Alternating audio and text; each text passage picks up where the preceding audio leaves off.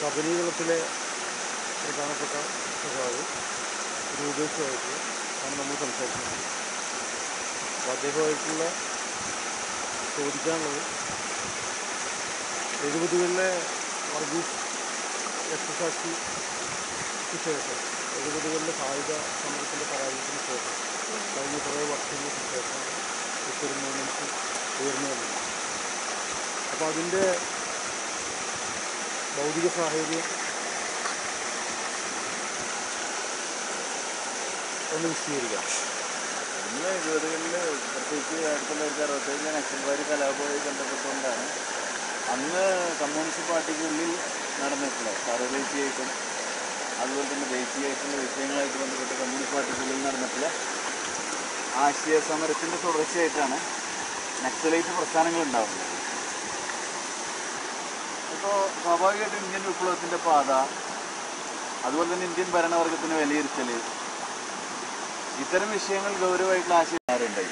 K N. രാമചന്ദ്രനാണെങ്കിൽ ഈ ഇടത് വിഭാഗീയതക്കെതിരെ സമരം എന്നുള്ള പേരിൽ, ബോൾഷെവിസം എന്നുള്ള പേരിൽ CPM-നെ അനുകരിക്കുകയുണ്ടായി.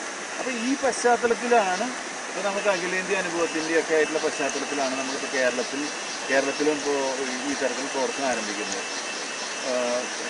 നമുക്കറിയാം ഇപ്പോൾ എന്തുകൊണ്ട് സായുധ പോരാട്ടത്തിൻ്റെ പ്രശ്നം ഒന്ന്, ഭരണകൂടം അങ്ങേയറ്റം സൈനികവൽക്കരിക്കപ്പെട്ടുള്ള ഒരു സാഹചര്യമുള്ളത്. ഇപ്പോൾ ജനങ്ങൾ ഏത് സമരം സംഘടിപ്പിക്കുകയാണെങ്കിലും അപ്പോൾ നമുക്കറിയാം ഒരു നിശ്ചിത തരത്തിൽ ഒരു പ്രതികരണ സമരമോ പ്രതീകാത്മക സമരമാണെങ്കിൽ ഭരണകൂടത്തിന് ഒരു പ്രശ്നമല്ല. മറിച്ച് അതൊരു ഗൗരവമായിട്ടുള്ള സമരത്തിൻ്റെ തലത്തിലേക്ക് വികസിക്കുകയാണെങ്കിൽ ഭരണകൂടം അതിനെ നേരിടുന്നത് ഈ പറഞ്ഞ അടിച്ചമർത്തൽ രൂപത്തിലൂടെയാണ്. അപ്പോൾ ചെറിയൊരു സമരം അടിച്ചു കഴിഞ്ഞാൽ പോലും മുത്തങ്ങ സമരത്തിനോടുള്ള, അതല്ലെങ്കിൽ പിന്നെ ഈ ഒരു പ്രചരണാത്മക സമരങ്ങളാണെങ്കിലും ഫാർമേഴ്സ് റിലീഫ് ഫോറത്തിൻ്റെ ചില സമരങ്ങളോടുള്ള, അല്ലെങ്കിൽ ജനങ്ങളുടെ ഒറ്റപ്പെട്ട പ്രതിഷേധങ്ങളോടുള്ള ഭരണകൂടത്തിൻ്റെ സമീപനം നമുക്കറിയാം. വ്യവസ്ഥാപിതമായിട്ടുള്ളൊരു സമരമുറയാണെങ്കിൽ അതത്ര പ്രശ്നമല്ല. പക്ഷേ ഇന്നത്തെ കാലത്ത് നമുക്കറിയാം ഇപ്പോൾ നോൺ ഗസറ്റഡ് ഓഫീസേഴ്സിൻ്റെ സാധാരണ ഒരു സമരം പോലും ഡയസ് നോൺ ഉപയോഗിച്ചില്ലാണ്ടാക്കുന്നു. ഒരു പൊതുയോഗം നടത്താനുള്ള പെർമിഷൻ പോലും ഇല്ലാണ്ടാവുന്നു. ഒരു ചെറിയ പ്രകടനം നടത്താൻ പോലുള്ള പെർമിഷൻ ഇല്ലാണ്ടാകുന്നു. അതുപോലെ തന്നെ ഏത് പ്രദേശത്ത് ജനങ്ങളൊരു വിഷയത്തിൽ പ്രതികരിക്കണമെങ്കിൽ ജനമൈത്രി പോലുള്ള സംവിധാനങ്ങൾ, അല്ലെങ്കിൽ അത്തരത്തിലുള്ള ജാഗ്രതാ സമിതികൾ എന്നുള്ള